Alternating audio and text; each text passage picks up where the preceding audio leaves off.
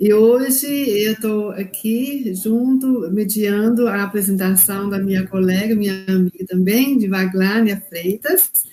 A Vaglânia, ela é enfermeira, obstetra, é doutora em saúde pública pela Escola Nacional de Saúde Pública Sérgio Arouca, da Fiocruz, é professora adjunta da Universidade Federal da Paraíba e presidente da Associação de Obstetrizes e Enfermeiras Obstetras da Seccional da Paraíba.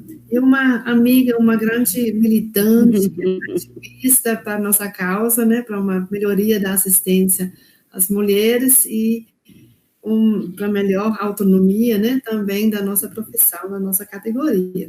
Então, Vaglânia, seja bem-vindo. E ela tem desenvolvido, né, nos últimos tempos, né, esses estudos sobre ginecologia natural, né, e por isso que eu chamei ela, mas ela mesmo vai contar. Obrigada, Sibeli. Bom dia a todas as pessoas aqui que nos escutam e nos assistem. Eu sou Vaglânia, como Sibeli já colocou, e a motivação e aquilo que me impulsiona a conversar sobre ginecologia natural e autônoma, na realidade, eu ainda tenho, assim, algumas sensações em relação ao nome, porque eu acho que o nome não define muito bem ainda. Mas dentro da ginecologia autônoma, ou da ginecologia feminista, né, que é um outro tema muito, muito discutido, a busca por pensar e refletir sobre isso tem a ver por uma reflexão que me passa enquanto mulher, né, enquanto mãe, que é qual o cuidado que a gente oferece às mulheres fora do ciclo grávido puerperal.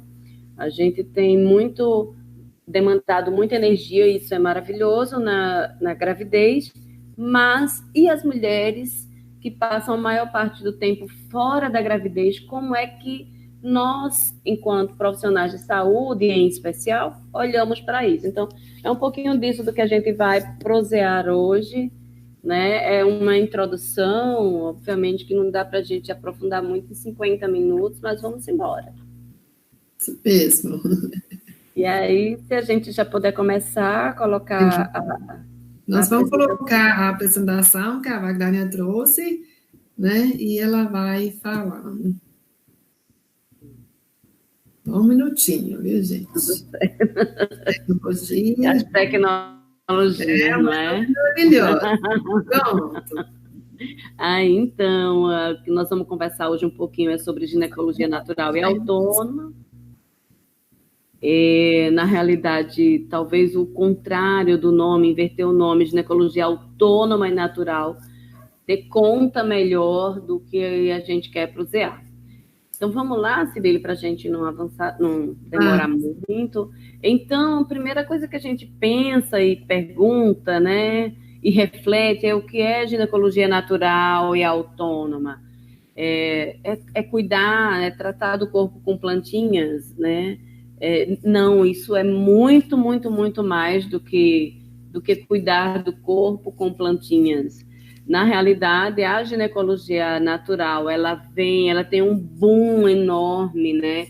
Nos últimos 7 anos, 10 anos, e não foi um destaque que eu acho importante para a gente refletir um pouquinho depois, que não foram os profissionais de saúde, pelo menos aqui no Brasil, que tomaram essa temática para para colocar, né, para fundir com a sua prática. E isso, inclusive, aponta para algumas fragilidades no processo de cuidar. Então, o desejo de discutir sobre isso é lembrar a enfermagem e a enfermagem obstétrica de que esse campo é um campo nosso.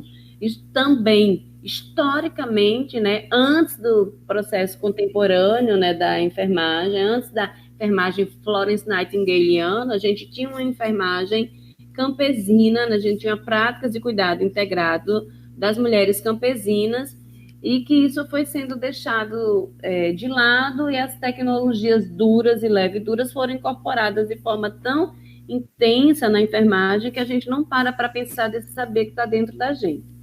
Então, não há um conceito clássico de ginecologia natural, cada um, não há uma formulação única, né? Há pouquíssimas pesquisas, raras pesquisas, há mais pesquisas dentro do campo da fitoterapia para as queixas ginecológicas, mas não é só isso que trata a ginecologia. E eu defino, essa é uma autodefinição minha, que a ginecologia, ela trabalha com esses 5 pilares, que é o autoconhecimento, conhecer o seu corpo, conhecer não só a vulva, a vagina, né, mas conhecer todo o corpo da mulher, do jeito que a gente vai e olha a garganta, abre a boca para olhar a garganta, a gente olhar as nossas partes, em especial as partes onde o sol não toca. É um processo também de autorresponsabilidade, e aqui tem uma mudança semântica de termo de paciente para interagente, esse é o termo que a gente utiliza, porque chama a responsabilidade, a autorresponsabilização das mulheres dentro do processo de cuidado. Numa consulta de ginecologia autônoma, a gente não pergunta qual é a queixa, a gente pergunta: tudo bom, como você está? Me fala da tua vida, compartilha comigo o que você está sentindo agora, né? Então, vai muito no campo do sentir e de valorizar, em especial, né, a potencialidade da saúde que essa mulher tem no corpo dela, mesmo que ela traga queixas. Também é um resgate da própria história como mulher, e a gente compreende que o processo de transformação, o processo de adoecimento das mulheres, perpassa desse ser mulher desde que ela está no útero da mãe dela, né? Ou desde que ela estava no ovário da mãe dela, quando a mãe dela estava no útero da avó. Então, também perpassa esse resgate de conhecer a história de vida dessas mulheres. A gente honra e valoriza demais a ciclicidade feminina, e um outro pilar, né, sim, dentro da ciclicidade feminina, entender que nós não somos a mesma ao longo do ano, do mês, do dia, e que reconhecer isso nos leva para um lugar de compaixão, de autocuidado. Tudo isso ancorado, tendo como uma base uma linguagem acessível, o menos medicalizante e medicalizada possível, e técnica. Então, a gente trabalha com as expressões que as mulheres trazem. Então, o nome que as mulheres dão ao corpo dela, ao órgão genital dela, é a partir daí que a gente utiliza sem julgamentos e sem preconceito. E gente, um enfrentamento político. Nós entendemos que ginecologia natural e autônoma, ela é um modo de exercer uma prática política coletiva, não só individual, né? É uma prática política coletiva em que a medicalização do corpo, ela fica no 5º plano, né? E um processo intenso de promover a prevenção quaternária, principalmente nas mulheres fora do ciclo grávido puerperal, porque a gente entende também, e isso as pesquisas, né, muitas pesquisas colocam, por exemplo, pesquisas de câncer de mama, que a gente, por uma oferta exacerbada de tecnologias ou de tratamentos, acaba gerando adoecimentos. E compreendemos que o nosso corpo é transgressão, nossa mente é magia, e nossa vida é evolução, como um grupo de mulheres que fez um manual que você consegue baixar pela internet, que é o Manual de Ginecologia Natural e Autônoma, atrás já no início. A gente compreende, né, ama essa expressão que o Galeano coloca, que enquanto que a igreja diz que o nosso corpo, né, é sujo, é culpa, enquanto que a ciência diz, né, que esse mesmo corpo é uma máquina, enquanto que o patriarcado e o capitalismo diz que esse corpo é um negócio, a gente grita e diz: o nosso corpo é uma verdadeira festa. Então, esses são os pilares, e a gente vai adentrar um pouquinho mais agora. Vamos lá. Então, entender que o nosso corpo é um templo, o que não é. Eu falei do que era e o que é que não é. Então, ginecologia natural e autônoma não é tomar chá e cuidar do corpo com plantinhas.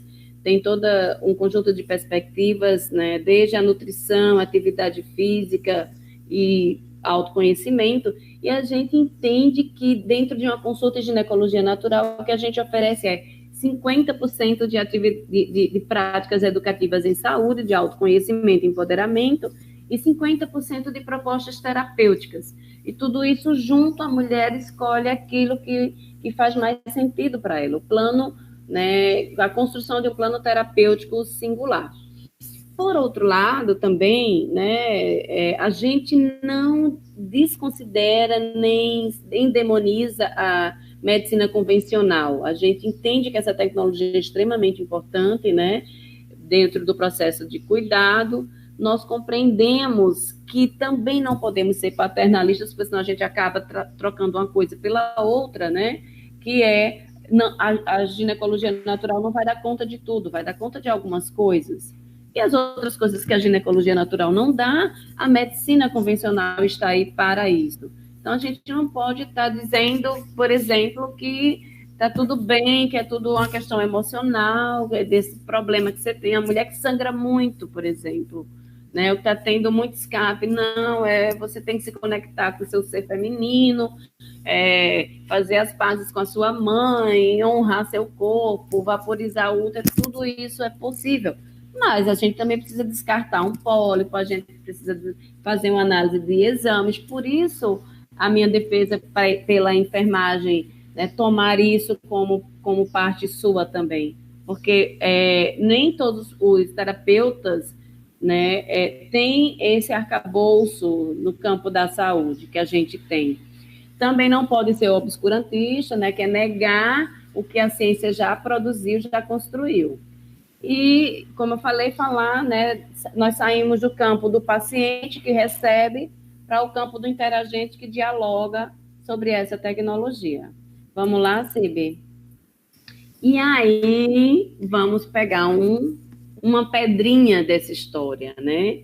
O que é que as mulheres dizem das práticas de cuidado que nós, profissionais de saúde, promovemos? Isso é uma pesquisa da Ivana Pew Institute, foi feita em 2019, e olha o que aponta a urgência da gente mudar o nosso modelo de cuidado. Foi feita uma pesquisa com 1.000 mulheres. As mulheres entre 25 a 30 anos, 50% desconheciam onde ficava a vagina, não sabiam qual era a diferença de vulva e vagina. As mulheres de 6 a 25 anos sempre utilizaram expressões pejorativas, violentas, inclusive, para o órgão genital, né? Inclusive, os xingamentos, né? Isso é uma coisa que a gente deve repensar na hora que a gente vai xingar alguém. O ideal é não xingar, obviamente, mas na hora que vai xingar alguém, a gente sempre xinga utilizando xingamentos de conotação feminina ou da sua prática feminina, que eu não vou citar aqui para a gente não ser bloqueado, né? 30% dessas mulheres que responderam à pesquisa não conversam com um profissional de saúde porque sentem constrangimento. E olha que interessante, as mulheres relatam que antes dos 30 segundos, quando elas sentam na cadeira e conversam com um profissional de saúde, antes dos 30 segundos elas são interrompidas na sua narrativa. Então, o profissional de saúde não tem paciência para escutar essa mulher. E aí tem várias razões. Eu estou dentro do modelo bancário, que eu tenho que produzir, né, muitos exames, muitas consultas, mas nós precisamos refletir sobre isso. Então, perpassa também, né, essa pesquisa muito interessante de que as mulheres não conhecem a anatomia, não sabem onde é o buraquinho da uretra, o buraco da vagina, não sabem o que é clitóris, o que é capuz, né? Desconhecem totalmente o clitóris, e isso se aplica, inclusive, aos profissionais de saúde. Então, o que acontece com isso, né? As mulheres vão para a consulta, passam por um atendimento curto, rápido, não são encorajadas a se observar. E aí a gente entra dentro de um processo de promover e de produzir assistências e cuidados que não correspondem às necessidades dessas mulheres. Então, é muito importante que a gente estimule a observação, o toque, né? Uma relação amorosa com esse corpo. Vamos, Sibeli, pode passar. E aí, dentro da ginecologia autônoma, a gente muda totalmente depois de passar né, um tempo conversando com essa mulher sobre as suas necessidades, a gente entra no campo da prática de cuidado, que vai do exame físico normal, dentro de uma conversa muito calma e tranquila, até a autoobservação. Então, vocês estão vendo aí as imagens que tem pessoas, essa primeira imagem, né, que a pessoa está segurando o espelhinho e tem uma outra pessoa colocando o espéculo, isso aí é numa consulta em ginecologia natural. A gente vê ginecologia autônoma, perdão. A gente vê várias modificações aí. Primeiro, não tem perneira, né? A mulher se acomoda, isso ajuda, inclusive, a relaxar a musculatura, né, do assoalho pélvico e do períneo. A própria mulher faz a colocação com o espéculo, então o espéculo ele sai de uma dimensão invasiva, né, que ele foi pensado, né, o Sims, que é o pai da ginecologia, construiu esse aparelho para olhar, examinar, explorar literalmente o corpo das mulheres. Então, mulheres pretas, mulheres negras, e eram chamadas, né, elas eram selecionadas e fazia toda sorte de exames e toda sorte de experimentos. Um deles foi chegar a esse aparelho. Então, aquilo que era invasivo se torna um instrumento de empoderamento, né, em que as mulheres colocam o espéculo em si próprias, né? O profissional de saúde vai orientar, vai examinar, vai ensinar a colocar e vai conversando com essa mulher sobre essa prática. Ela aí bota o espelhinho, ela olha como é que coloca, ela sente quão rígida está a vagina dela, né? Se a vulva está relaxada, e faz essa colocação. E é orientada e estimulada a fazer isso em casa. Ela leva para casa o espéculo. Então, na ginecologia natural e autônoma, a mulher vai para a consulta com o espelhinho dela, se ela quiser, e com o espéculo. E quando termina, quando é a primeira consulta, ela leva para casa o espéculo e é orientada a como colocar. Como eu falei no início, que é uma prática também coletiva, você vê uma imagem aí abaixo, né, duas pernas e as pessoas com a luzinha, é exatamente isso que acontece. Então, isso não é nós juntamos mulheres que querem conhecer um pouco do seu corpo, querem conversar sobre a sua relação com o corpo, e a gente ensina essa prática, e umas fazem com as outras, né, cada uma coloca o seu, uma observa a outra colocando, e isso é empoderador. A Vaglânia, eu vou tirar minha roupa, as pessoas vão ver minha vulva assim, dentro dessa perspectiva assim, vão ver minha vagina assim. E nós, profissionais de saúde que trabalhamos com o corpo, a gente precisa, inclusive, refletir sobre isso. Por que só é interessante o corpo do outro?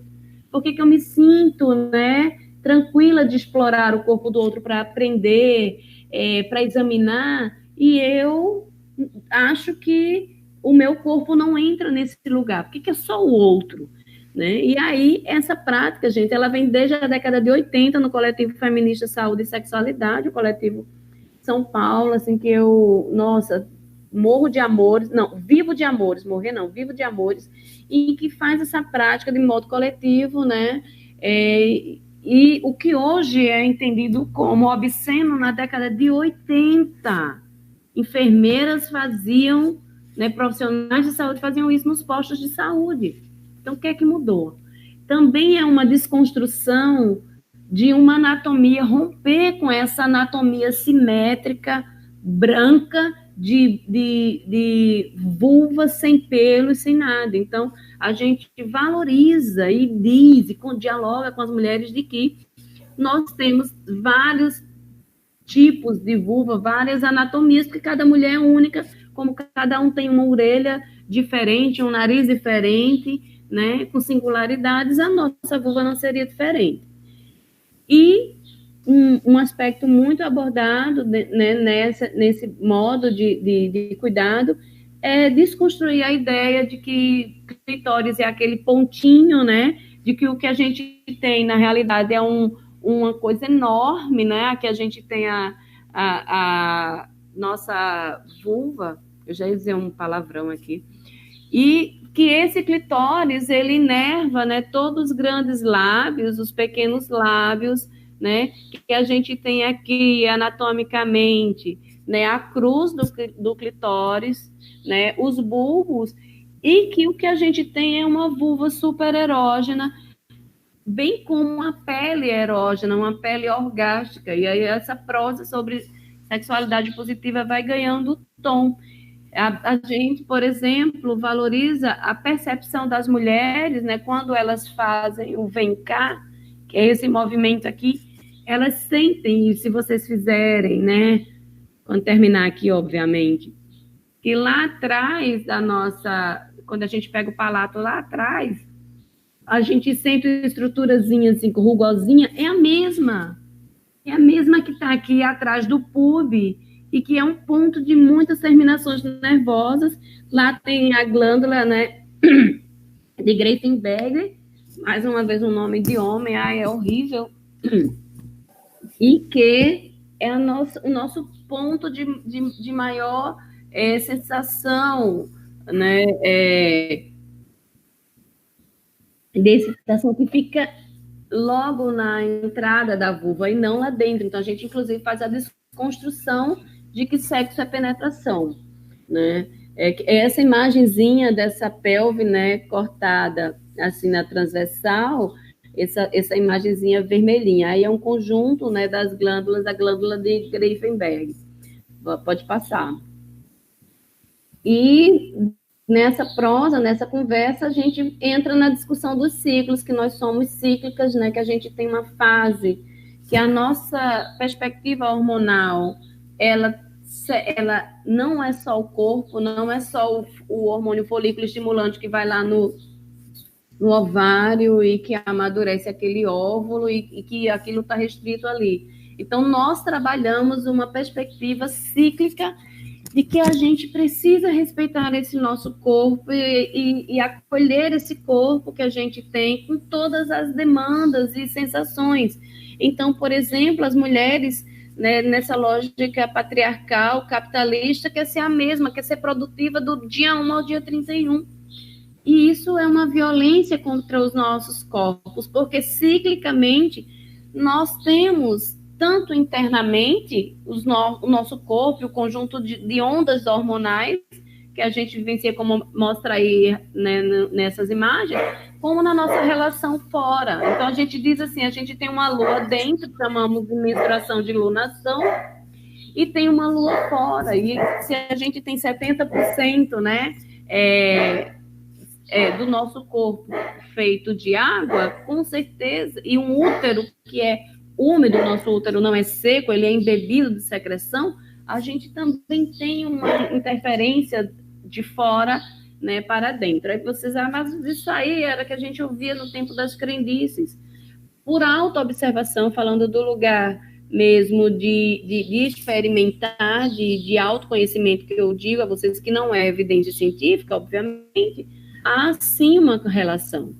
E por que a gente não tem pesquisas científicas nessa perspectiva? Porque, infelizmente, não é do interesse. Então, a gente precisa compreender que na ovulação eu tenho uma sensação, que na ovulação eu tenho uma lubrificação diferente, eu tenho uma observação diferente, eu tenho um humor diferente, né? Que a TPM, que é a fase que nós chamamos de tempo para mim, é um processo de diminuição de energia, que o corpo está pedindo um aconchego, um acalento, né? Então, a gente valoriza isso e dialoga com isso, e isso é fantástico. E as mulheres dizem, nossa, eu pensei que eu tinha uma doença, e eu não tenho. Nossa, eu pensei que aquela secreção que estava saindo pela minha vulva era uma doença, e não é o meu corpo, né, trabalhando. E aí a gente, além da autoobservação com o espéculo, a gente orienta, também estimula as pessoas tocarem, né? Tocarem a sua vagina, entrar na sua vagina, sentir o colo lá atrás, sentir essa secreção, cheirar essa secreção, né? E perceber que o que é essa vulva, essa vagina, esse sistema aí lindo, né? Essa ione maravilhosa, ela muda também ao longo do mês. Se você fizer a observação, se você fotografar sua vulva 31 dias, você vai ver que a própria estrutura anatômica da vulva, ela muda ao longo do mês. Vamos lá, Sibeli? correndo um pouquinho mais. E aí, esse é um material interessante para a gente fazer prosa, né, de autoobservação de ciclo. Então, aí uma mandala, né, uma mandala lunar, que nós não chamamos mandala menstrual, porque menstruação remete muito à ideia de mês, e nós temos 13 lunações, 13 ciclos menstruais ao longo do ano, e não 12, né, por isso que não é mês, isso também pira a cabeça das mulheres. E isso é um material de prosa maravilhoso, em que aí você vai ter a observação do colo, do útero, que é perceber que no período menstrual teu colo está mais baixo, né? Está mais, cadê?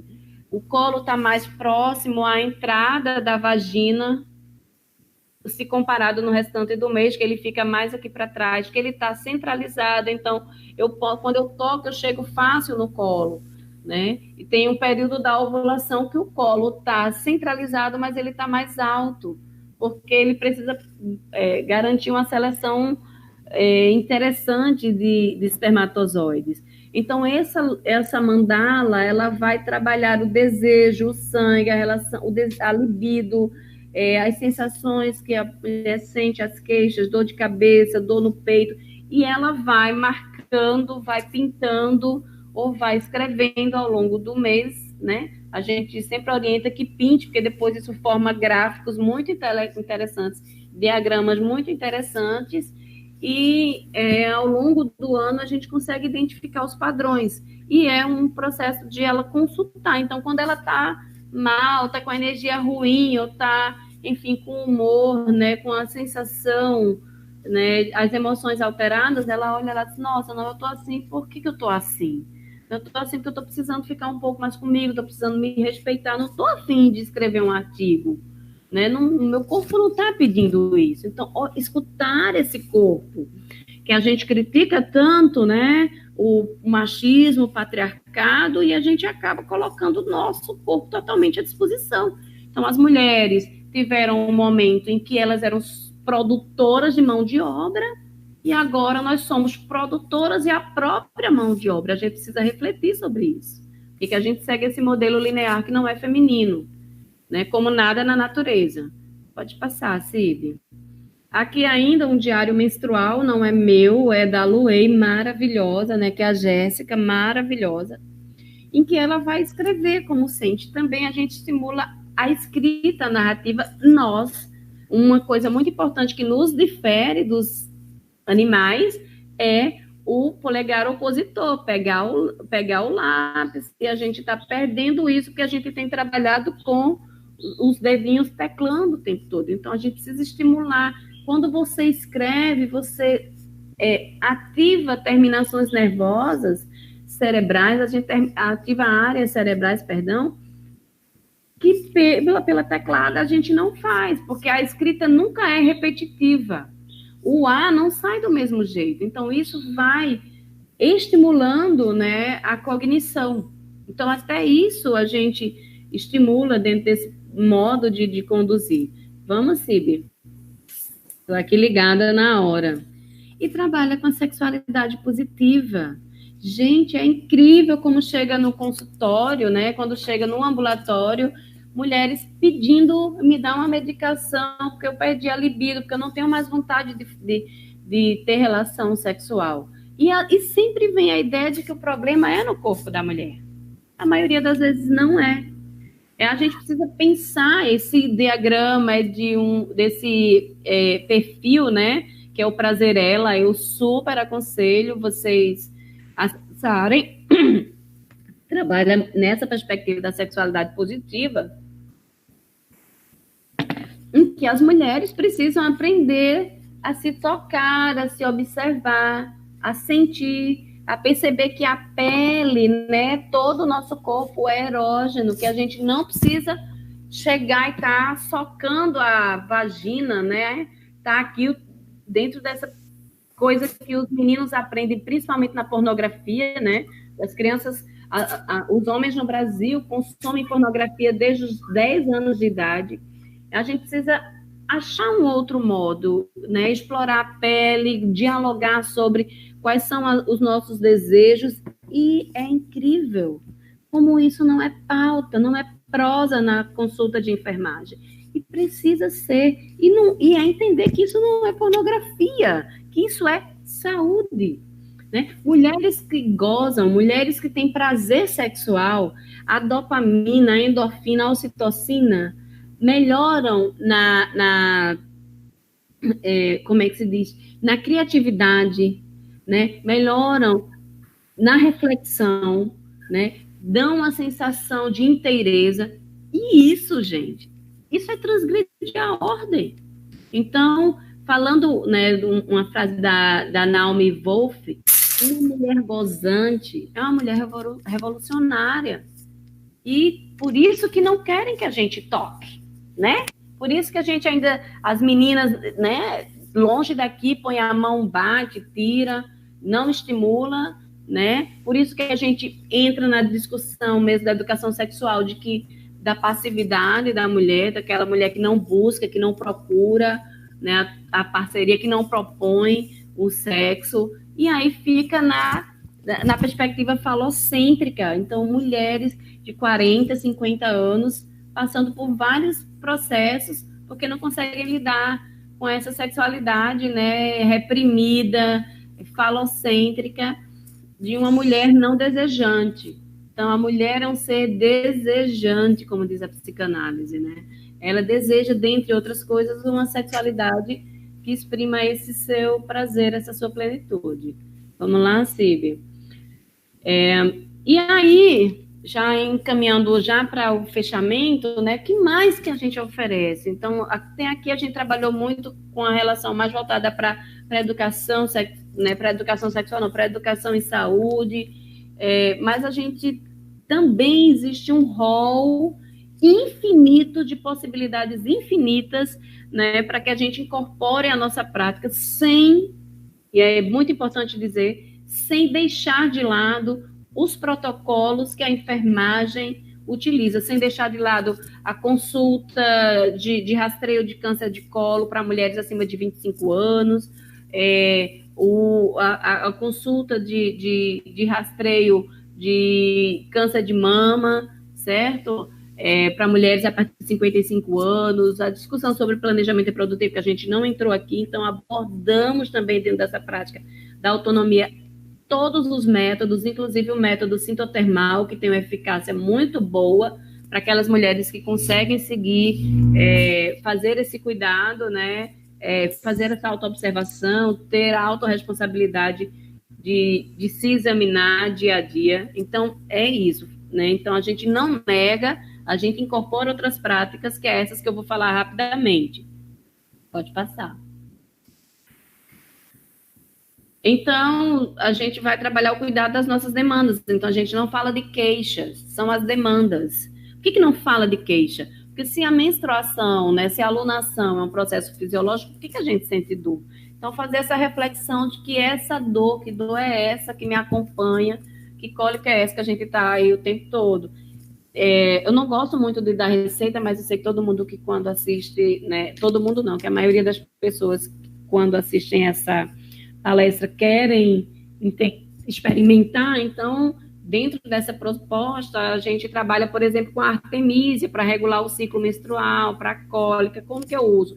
Eu posso fazer compressa seca com sal grosso, é a artemísia, né? O sal grosso, a artemísia, esquento, coloco numa toalhinha e coloco no baixo ventre, 3 dedinhos abaixo do umbigo, né, que nós chamamos ali naquele centro energético, mas enfim, fica ali muito próximo também do útero, anatomicamente falando. É a camomila, que é muito bacana para trabalhar esse tempo para mim, que é um tempo que antecede a lunação, né, também no período menstrual. A camomila é a grande mãe, que a gente chama, ela dá um aconchego para você ficar ali quietinha, né, no seu colo, né, um alto colo. Pode passar. Aí tem um nome aí que eu não posso citar. Então, cuidado com as nossas demandas, as queixas, por exemplo, a ideia que a gente precisa desconstruir de que vagina precisa ser lavada, ser limpa. Gente, a nossa vagina é como gato, é autolimpante, ninguém dá banho em gato, né? Então, é autolimpante, não precisa estar passando sabonete disso, daquilo outro. né? A gente precisa lavar a região, né, inguinal, tal. Mas lavar dentro da vagina, tá jogando material ali, não é necessário. Então, também olhar para isso. Por que essas mulheres muitas vezes têm vulvaginite de repetição? Será que é por excesso de produto químico que acaba alterando o microbioma? Então, é pensar sobre isso e conversar. Nossa vagina tem um cheiro, como nossa axila tem, como nossa boca tem, como a cera do ouvido tem. E por que aquele cheiro eu digo que é ruim? Quem falou que é ruim? E é ruim para quem? O cheiro da nossa vagina, inclusive vulva, ela altera ao longo do ciclo. Tem um momento que ele tem um cheiro mais doce e um sabor mais doce também. Então, para as mulheres que têm vulvovaginite de repetição, a vaporização é muito bacana, o banho de assento com barbatimão, aroeira, né? O óvulo de alho, que a gente orienta a fazer, que nada mais é do que você tirar o alho, passar uma fitinha ali, um fio dental e coloca e vai dormir, no outro dia retira o óvulo de babosa. Tudo isso a gente dialoga e vê se as mulheres querem, né? Porque todo mundo quer tomar um comprimido, mas ninguém quer tomar um chá. Fazer um chá é um ato de autocuidado. Pode passar, Cib. Já estamos indo. Então, a vaporização do útero, como a gente já conversou, compressa seca. Pode ir. E um conjunto de infinitas possibilidades que ultrapassam a fitoterapia. Então, promover círculos de mulheres, né? Eu não sei de quem é a frase, mas eu digo sempre, mulheres são como água. Quando a gente se junta, a gente forma um rio tão caudaloso que vai desaguar no mar de outras mulheres. Então, a gente é água, sabe? E o nosso foco, o nosso caminho é apontando para o mar de mulheres infinitas que existe nesse mundão. Então, o Círculo de Mulheres promover prosas de conversas sobre várias questões, né? Não só sobre as queixas, mas sobre o ser e o existir mulher. Isso é terapêutico, isso é curativo, né? E aí tem um conjunto dessas outras possibilidades que estão aí, vocês estão observando, como a cromo, a aurículo, constelação familiar. Eu sou consteladora e eu amo. Na realidade, eu sou cromoterapeuta e a aurículo também, mas a constelação é super potente, né, para trabalhar as memórias dessas mulheres, o Theta Healing, a massoterapia, reiki, enfim, conjunto, né, de possibilidades que a gente tem aí. Pode passar. E entender, por fim, né, que a ginecologia natural e autônoma, ela tem esses pilares de sustentação. Eu sinto amor e compaixão por mim, e eu me cuido por amor a mim. A gente sempre diz nas consultas e nos círculos de mulheres que eu estou aqui somente para mim. A gente precisa tirar essa ideia de que a gente não é digna de cuidado, que a gente vive para cuidar dos outros e quem cuida da gente. É isso, gente, que eu tinha para falar para vocês, né? As plantas, elas não curam, as terapeutas não curam, as mulheres se curam. Eu coloquei no último slide algumas referências, eu não coloquei as referências dentro das normas, né? Tá aí o próximo slide, que estão na ABNT, mas são sugestões mesmo de leituras. Eu trouxe, não sei se está aqui, esse manual Ginecologia Natural e Autônoma, da Pabla Pérez, ele é bem bacana. Antes dele tem o Mama Melis, da Rina Nissen, foi um dos primeiros livros muito interessantes. Tem um livro muito bacana que esqueci agora, mas que fala da construção da ginecologia. Não tô ganhando nada fazer propaganda, mas que me transformou, pode transformar outras mulheres. Isso aqui é a mandala lunar, que todo ano, né, sai, produzida por mulheres, né? E aqui tem várias informações, aqui tem os diagramas, e é isso. E olha, essa plantinha chamada clitorínia, né? Ou clitória, e a expressão nossa na natureza. É linda, né? Então, o chá dela não tem muito gosto, mas tem uma cor maravilhosa. É excelente para o fígado. Né? Ok, é isso que eu tinha para dialogar com vocês. Ó, 40 minutos, estou no tempo. Glânia, muito obrigada, viu? Foi maravilhoso, né? Sua contribuição aqui, sim, com certeza. Você tem toda a razão, viu? A gente realmente acaba se olhando pelo prisma do patriarca, do homem, né? E a gente, como enfermeira obstetra, tem tanta responsabilidade com essas mulheres, né? Porque o cuidar, a nossa ação é para nos liberar, para liberar elas, né? Desses assim, presas, dessas correntes, né? Que a gente, que acorrentam, apressiona o nosso espírito, né? De mulher livre, autônoma, né? Então, eu tenho certeza que muitas doenças podem ser evitadas se as mulheres conseguem se enxergar, né? E conseguem se tornar de verdade autônoma e livre, né? E donos de si, né? E não sempre olhando assim, em si como o outro será que ele está me vendo, né? Se produzindo em função do homem, do macho, né? Para ver ficar bonitinho para ele, mas não cuidam para ficar bom para si, né? Nós tivemos várias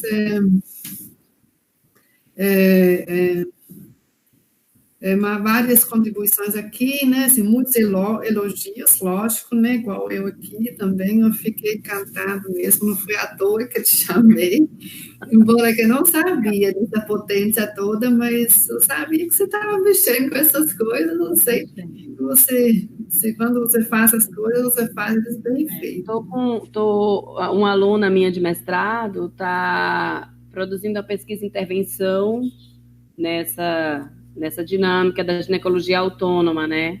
Que é botar as mulheres em círculo e promover autocuidado. Mas aí, com a quarentena, a gente precisou parar um pouco e tô doida que resolva logo isso para a gente retomar, né? Porque são mulheres pobres, porque também tem isso, Cib, só para... A gente não pode fazer isso e deixar só no campo das mulheres brancas. Isso tem que chegar às mulheres periféricas pobres, né? Porque elas têm um saber muito intenso sobre si mesmas. Com certeza, né? E, assim, essa questão da desigualdade, né, do atendimento, né, querendo ou não, assim, ela é muito claro para mim, assim, quem trabalha tanto no SUS e trabalha no nível particular, né, com parto domiciliar, por exemplo, que não é pelo SUS, você vê que se oferece, você entra nesse esquema, que se oferece as coisas, às vezes, para as mulheres brancas, né, e os SUS, os pobres, os pretos, você vai deixando para o lado, porque essa prática não é para eles, é só para a outra, né. A gente acha que tem que se policiar muito e aproveitar, né, que nós temos muito, né, consulta de enfermagem, né, assim, a gente tem contato com as mulheres sempre, né, para tudo, né, então, essas pequenas coisas, grandes coisas, né, que você colocou aí, eles têm toda a aplicabilidade para nós no nosso dia a dia como enfermeira, né. Então, assim, é um chamado, né, para todos nós que estamos escutando, inclusive gente de todos os países, do todo o país todo, né, de várias universidades, né. Então, eu acho que isso é inclusive professores também, né, e é uma oportunidade para a gente realmente repensar a nossa prática, né, de consulta de enfermagem, prevenção, né, tudo que a gente faz no pré-natal, né, para incorporar esses pensamentos e essas práticas, né? Isso é, assim, muito importante, né? As pessoas realmente reconhecem, acho que todo mundo que reconhece que, né, que a saúde sexual é uma questão fundamental, né? Acredito que ela é muito pouco cuidado, né, no nosso dia a dia. Quem pergunta à mulher na consulta no pré-natal ou outra consulta se ela tem orgasmo, né? Ninguém pergunta. Né, todo mundo fica pensando que que não pode perguntar e que não pode conversar sobre isso. Só conversar sobre isso já é um tratamento, já é uma terapia, né? A gente, nem isso, a gente não pergunta se ela conhece o próprio corpo. Na realidade, nós, enquanto enfermeiras, a gente critica o modelo biomédico, mas a gente já agarrou a ele de forma tal, né?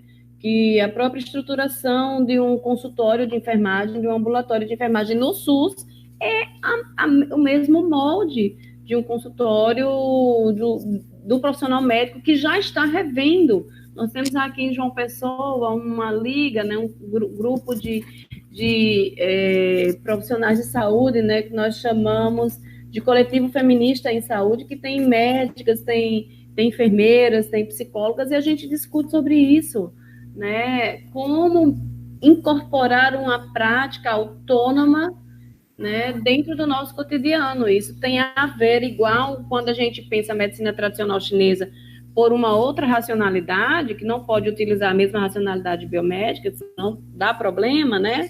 Não chega ao objetivo. A gente precisa pensar que a gente tem que utilizar uma outra racionalidade no processo de trabalho, né? E que eu estou ali para estar junto. Mas a mulher é quem decide, né? Sim, e assim, tem essa questão, assim, também do medicalização do corpo, né? Do corpo e do parto, né? Claro, né? Mas são duas correntes, né? Que são, assim, que vão para o mesmo lugar, né? A mulher, ela é desapropriada do seu corpo, né? E a solução que é oferecida é um remédio, né? Uma intervenção, né? E não se volta para, não for, empodera ela para ela mesma se curar, né? Tem uma pessoa aqui que perguntou como é que você aplica a artemisia para cólicas. Então, para cólica, primeira coisa assim, cólica é um conjunto de coisas. É menstrual, que ela perguntou. É a cólica menstrual. A cólica menstrual, a primeira coisa que a gente pega, que a gente olhando o diagrama, a gente vai olhar o que aconteceu. A cólica desse momento de agora, estou menstruada, estou com cólica, ela reflete um modo como você viveu lá atrás. Então, a cólica aponta lá para trás. Isso é um aspecto extremamente importante. Respeitou a TPM, né? O seu tempo para você, o tempo para mim, diminuiu. Quando você começa a diminuir essa energia, essa intensidade, você percebe que a cólica melhora. Aí, assim, para a cólica, eu uso a artemisia como? Eu uso a artemisia na compressa seca, que é bem simples de fazer. Eu esquento o sal grosso, né? Não precisa colocar nada, você esquenta o sal grosso numa panela. Eu utilizo panela de vidro ou de ágata, mas pode ser qualquer panela. E eu pego a artemisia ou a artemisia seca, né?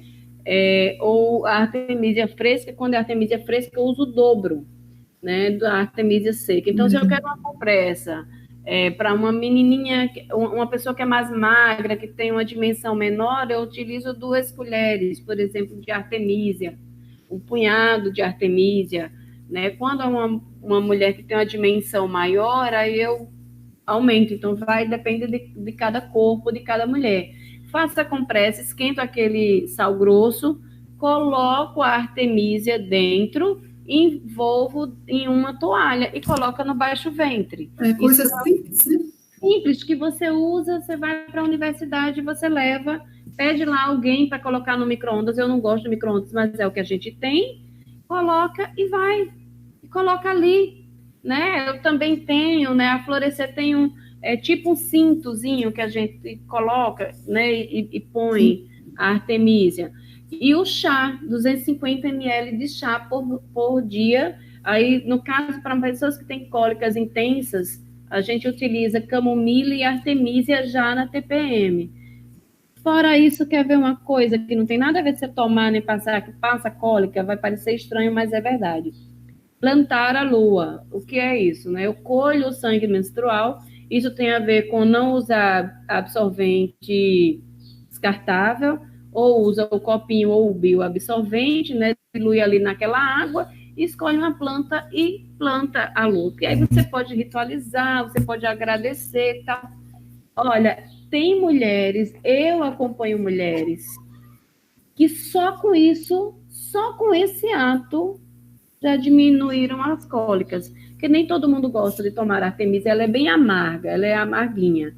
Outra coisa importante para a cólica é aquecer. Então, mesmo aqui no Nordeste, calor danado, mas a gente utiliza uma meia. Então, aquecer as extremidades, aquecer a região do ventre, né?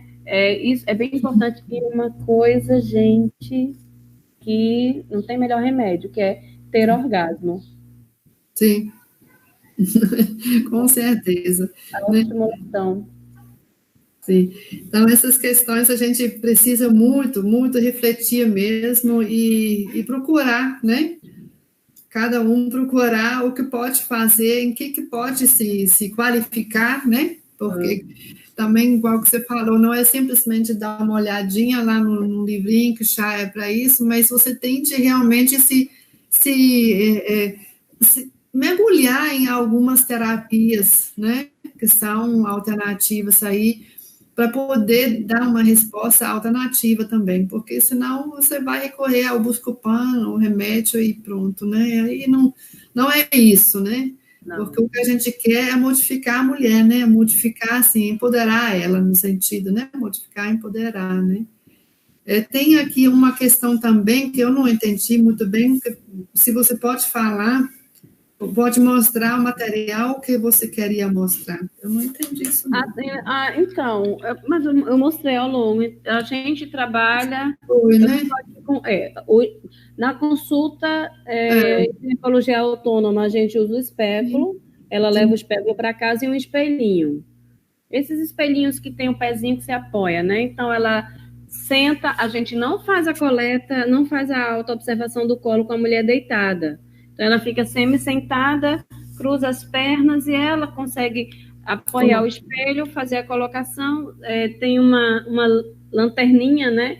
Claro que uma coisa de cada vez, apoia o espelho, faz a colocação, bota a lanterninha para ver se está vendo lá o colo. Isso é uma coisa. Dentro das práticas de educação em saúde, eu utilizo várias coisas, eu trouxe para vocês 2 materiais. Um é esse, né? É feito pela Feltrei, que eu acho muito interessante.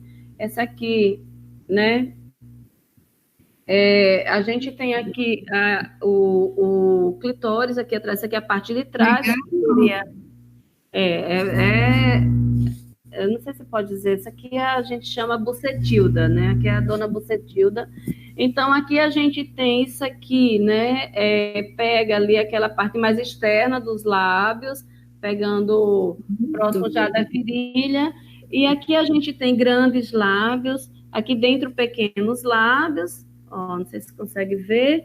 Aí, uretra e vagina, e introito vaginal. E aqui a gente vai ensinando a massagear. Então, na conversa, é assim, do jeito que eu estou falando com vocês.